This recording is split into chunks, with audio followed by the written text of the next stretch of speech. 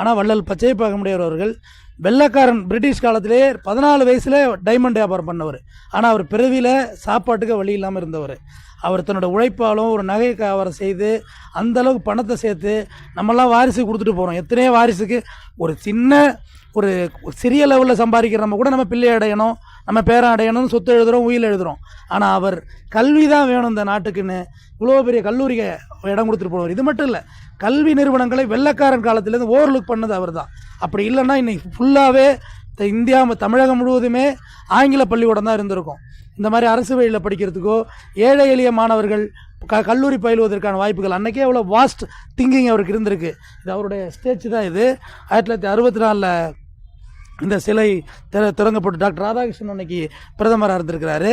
அதனால் அவருக்கு மரியாதை செய்வதற்கு ஒரு மாணவனும் பள்ளியோடம் படிக்கிற எல்லா மாணவனும் கல்வி தந்தையாக நம்ம பச்சையப்பமாகமுடையாரை பார்க்கணுங்கிறது தான் எங்களோட வேண்டுகோள்.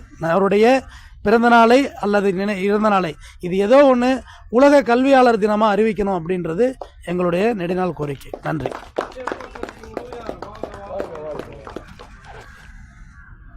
வள்ளல் பச்சையப்பருடைய 230வது குரு பூஜையை முன்னிட்டு முன்னாள் மாணவர்கள் மற்றும் அமைப்பினர் எல்லாம் இங்கு மாலை அணிவித்து மரியாதை செலுத்தியிருக்கிறோம். வள்ளல் பச்சையப்பர் ஆரம்ப கால நிலையிலே ஏழ்மை நிலையிலிருந்து தன்னுடைய சிறந்த கல்வி அறிவால் படிப்படியாக முன்னேறி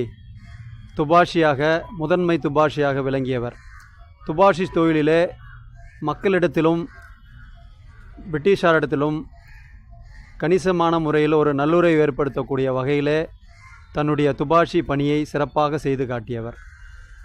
40 வயதிற்குள்ளே பல லட்சம் வைரமும் வைடூரியமும் சொத்துக்களை சேர்த்து அந்த சொத்துக்களை தன் உறவுகளுக்காக கொடுக்கவில்லை, மற்றவர்கள் நண்பர்களுக்காக கொடுக்கவில்லை.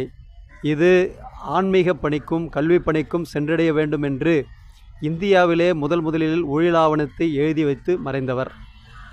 அந்த உயிலாவணம் எழுதி வைத்த பிறகு உறவினர்களாலே பல வழக்குகளே சிக்குண்டு கிடந்த அந்த சொத்துக்கள் நாட்டன் துரை என்ற பிரிட்டிஷ் வழக்கறிஞரால் அந்த வழக்கு முடிவு பெற்று அது கல்வி பணிக்காக பச்சையப்பன் அறக்கட்டளை உருவாக்கப்பட்டு சென்னை பாரிமுனையிலே துவங்கப்பட்ட அந்த கல்வி நிறுவனம் அமைஞ்சகரை மற்றும் காஞ்சிபுரம் போன்ற பல்வேறு பகுதிகளிலே, சிதம்பரம் போன்ற பல்வேறு பகுதிகளிலே பல்வேறு தரப்பு மக்களும் கல்வியறியை பெறுகிற ஒரு கல்வி நிறுவனமாக இன்றைக்கு பேரு அறிஞர்களாக, குறிப்பாக கணித மேதை ராமானுஜர், முன்னாள் முதலமைச்சர் அறிஞர் அண்ணாதுரை, பேராசிரியர் அன்பழகன்,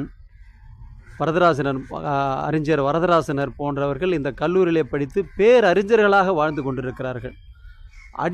அடிப்படையில் உள்ள சாதாரண ஒரு மக்களும் கல்வி பெறுகிற ஒரு வகையிலே இந்த நிறுவனம் விளங்கி கொண்டிருக்கிறது.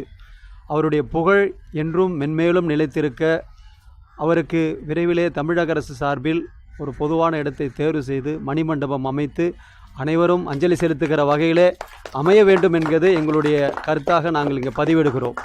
நன்றி.